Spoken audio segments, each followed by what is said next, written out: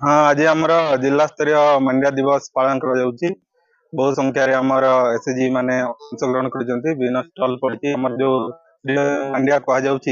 jar बहुत औषधीय गुण अच्छी से संपर्क आज आम जिला स्तरीय कार्यक्रम हो 10-11 तारिख आम राज्य स्तरीय कार्यक्रम अनुष्ठित हम तेणु बहुत संख्यार आज पार्टिसिपेंट अंशग्रहण कर तेणु आज समस्त खुशी दिन कारण मांड्या हूँ आमर यही अंचल खाद्य पदार्थ जोटा ये अंचल व्यवहृत होता वर्तमान विदेश बहुत आदृत होगा लगी तेणु यहाँ किपर आम दैनंदिन जीवन व्यवहार कर निमंते आज अवेयरनेस सृष्टि कर आज तो आम जिला स्तर जो मांड्या दिवस कार्यक्रम आम आज पालन करुचु नवरंग मिशन हल आम 10टा ब्लॉक समस्त ब्लॉक मांड्या संपर्क चाषी मैंने मांड्या जो एसएचजी मैंने संपृक्त अच्छा से आसी आम एफए एपीओ विभिन्न सरकारी कर्मचारी मैंने आम समस्त को लेकिन जो मैंने मांड्या सागर संपृक्त अच्छा आउ कि लोक ये जिनसर प्रचार प्रसार करने आज ये कार्यक्रम कर मांड्या दिवस हिसाब से पालन करूँ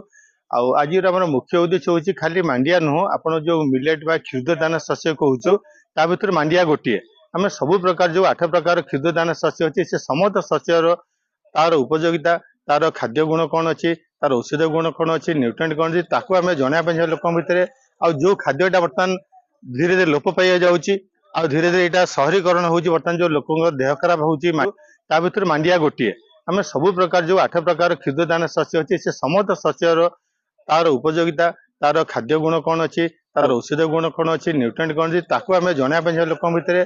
जो खाद्यटा बर्तमान धीरे धीरे लोप पाई जाऊँगी आ धीरे धीरे यहाँ सहरीकरण हो बर्तमान जो लोक देह खराब होती मांड्या बा जो खाद्यदान शस्य ये जो सुस्थ स्वास्थ्य यहाँ बहुत आवश्यक जोटा कि बिना खर्च बिना पैसा नेचुराल भाव में मनुष्य खाई निज देह सुस्थ रखिपर यार प्रचार प्रसार खाली गाँ गली नुह सहर नुह बड़ बड़ सहर मानक जिला स्तर राज्य स्तर प्रचार करने प्रोग्राम कराई बाहर आउ गोटे बड़ जिन होमर विभिन्न प्रकार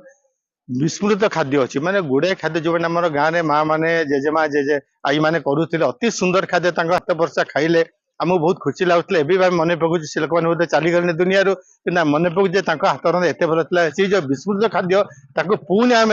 आउ थे उत्थापन करने चाहूँ से जिन पुणी आते लोक घरे घरे लोक खाद्य थाली पहुंचा चेष्टा करूँ विस्मृत खाद्य पुणी मन पकड़ प्रसार करने कार्यक्रम आउ गोटे उद्देश्य रही